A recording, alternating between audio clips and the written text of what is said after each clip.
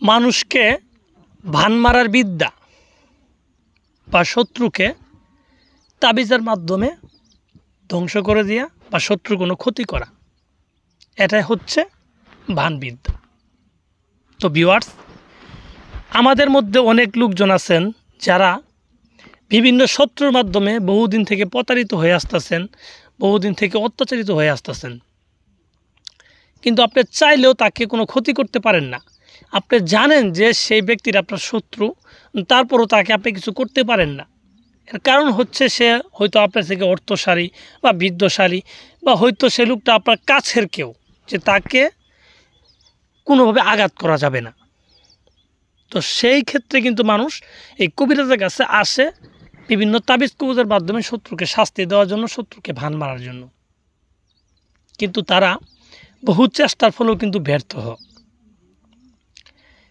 অনেক লোক আছে যে শত্রুকে শাস্তি দেওয়ার জন্য বিভিন্ন কবিরাজ তান্ত্রিকের কাছে গেছে, অনেক টাকা পয়সা খরচ করছে, আবার নিজেরাও চেষ্টা করছে, কিন্তু এতেও কোনো ফলাফল হয় নাই। তো তাদেরকে আমি বলছি যে একজন মানুষ হয়ে আরেকটা মানুষকে ক্ষতি করা এটা সহজ কাজ না, এটা অবশ্যই একটা বড় ধরনের কঠিন কাজ।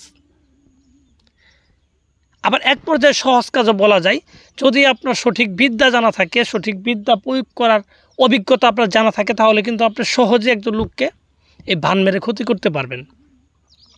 তো ভিউয়ার্স, যারা এরকম সমস্যায় আছেন, শত্রুর মাধ্যমে অত্যাচারিত হয়ে আসতেছেন, তো তারা যদি চান যে শত্রুকে ক্ষতি আমি করব, তাহলে চাইলে কিন্তু আমার এই তাবিজটা আপনারা নিজেরাই প্রয়োগ করে আপনার শত্রুকে ক্ষতি করতে পারেন। এর জন্য আপনার প্রয়োজন পড়বে কি, সঠিক একটা নিয়ম। তাবিজ কবজ দুনিয়ার বুকে অভাব নাই, কিন্তু সঠিক নিয়মটাই হচ্ছে আসল বিষয়।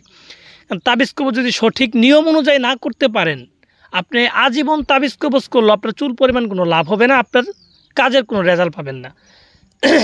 এর জন্য আমি বলবো, সর্বপ্রথম একটা তাবিজের যে সঠিক নিয়ম আছে, এই নিয়মগুলো আপনারা ফলো করবেন এবং এই নিয়ম অনুযায়ী আপনারা তাবিজ কবজগুলো করবেন। তাহলে আপনারা খুব সহজেই কিন্তু আপনাদের কাজ হাসিল করতে পারবেন। তো আজকে আমি এরকমই একটা খুব পাওয়ারফুল একটা বান মারা তাবিজ নিয়ে আপনাদের মাঝে আলোচনা করতেছি, এবং এই তাবিজটার যে সঠিক নিয়ম আছে, এই নিয়মটা আপনাদের আমি শেয়ার করে দিব। তো আপনারা চাইলে কিন্তু নিজেরাই এই তাবিজটা করতে পারেন। যাদের কি আর অভিজ্ঞতা আছে আর কি, তারা খুব সহজে পারবেন। আর যারা একেবারে নতুন, তাদেরকে আরও একটু চেষ্টা করতে হবে, আরও কিছু একটু জানতে হবে। তো ভিউয়ার্স, আমি কথা বাড়াবো না। স্ক্রিনে যে তাবিজটা দেখতেছেন, এই তাবিজটা মূলত শত্রুকে ধ্বংস করার তাবিজ, শত্রুকে মেরে ফেলার তাবিজ। এই তাবিজটা কীভাবে প্রয়োগ করবেন সেটাই আমি বলছি। আপনারা ধৈর্য সহকারে আমার কথাগুলো শুনেন এবং ভিডিওটা ফুল দেখেন। তো ভিউয়ার্স, এই তাবিজটা প্রথমত ভালোভাবে দেখে নেন, কীভাবে আমি তাবিজটা লিখছি একটু ভালোভাবে দেখে নেন, প্রয়োজন একটা স্ক্রিনশট করে রাখেন। রাখার পরে এই তাবিজটা আপনি প্রয়োগ করবেন কিভাবে। এই তাবিজটা প্রয়োগ করবেন যে কোনো একটা শনিবারের দিন। শনিবারের দিন রাত্রের বেলা, দিন যে রাত হবে 10টা থেকে 12টার ভিতরেই তাবিজটা লিখে শেষ করতে হবে।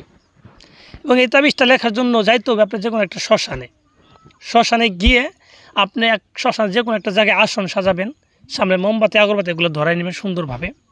ধরাই নিয়ে এই তাবিজটাকে আপনি লাল চন্দনের সাথে গোলাপ জল মিশ্রিত করে একটা কালি বানাবেন।